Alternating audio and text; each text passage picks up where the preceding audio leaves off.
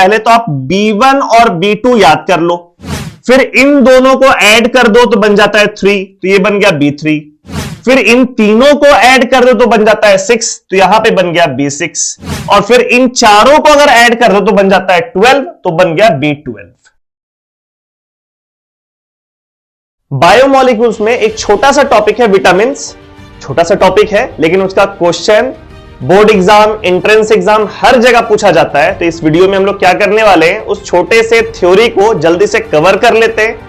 हम लोग देखते हैं कि विटामिन का कितना टाइप्स है जो हम लोग को पढ़ना है, सारा टाइप्स याद करने का कोशिश करते हैं, उसका क्लासिफिकेशन समझते हैं और उसका प्रॉपर्टीज के बारे में बात करते हैं। तो विटामिन कुल 13 टाइप का होता है, यहां बोर्ड में लिखा हुआ है, जिसमें कि विटामिन ए, सी, डी, ई, के ये अलग अलग अल्फाबेट वाला विटामिन हो गया। हर एक विटामिन आप डे टू डे लाइफ में सुने हुए होंगे। विटामिन ए हुआ, vitamin C, vitamin D, vitamin E और विटामिन के, ठीक है। इसके अलावा विटामिन बी का कुछ वेरिएशन है, vitamin B1, B2, B3, B6, B12, B5, B7, B9। ये कैसे हम लोग ध्यान में रखेंगे, तो बहुत बेसिक सा तरीका है जिसको हम लोग याद कर सकते हैं। पहले तो आप B1 और B2 याद कर लो, फिर इन दोनों को ऐड कर दो तो बन जाता है 3, तो ये बन गया B3। फिर इन तीनों को ऐड कर दो तो बन जाता है 6, तो यहां पे बन गया B6।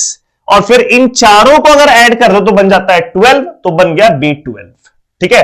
तो इस तरीके से 5 बी का वेरिएशन तो याद हो गया, B1, B2, B3, B6, B12।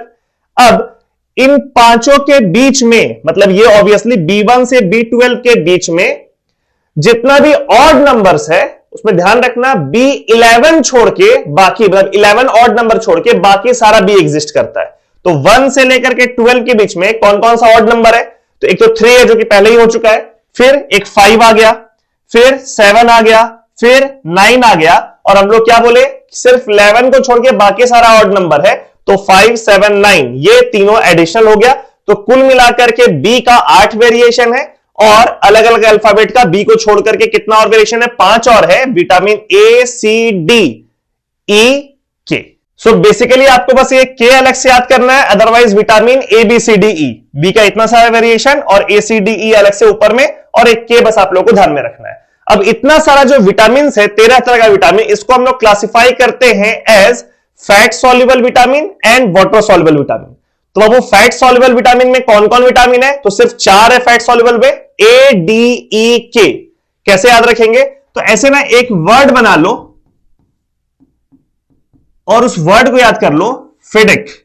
फेडेक एक वर्ड जैसा लग भी रहा है, फेडेक याद कर लो, जिसमें F stands for fat soluble, और vitamin A, vitamin D, vitamin E, vitamin K उसके अंडर में आता है। तो फैट सॉल्युबल विटामिन कौन कौन है, ए, डी, ई, के, 4 हो गया।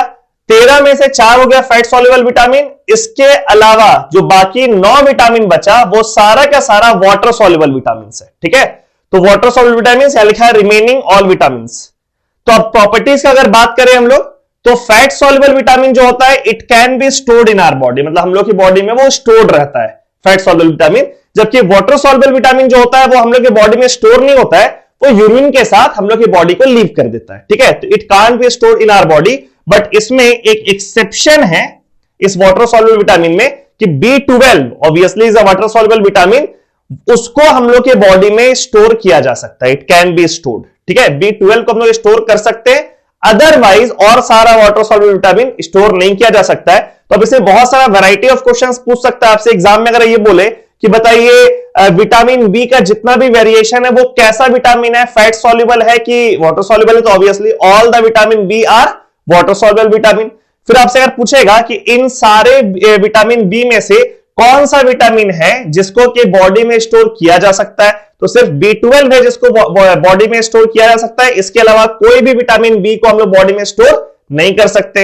यानी कि इसमें से 4 ऑप्शन दे करके आपसे काफी सारा सवाल पूछा जा सकता है। इतना इंफॉर्मेशन अगर आप लोग याद रखेंगे तो एग्जाम में वो क्वेश्चन बन जाएगा।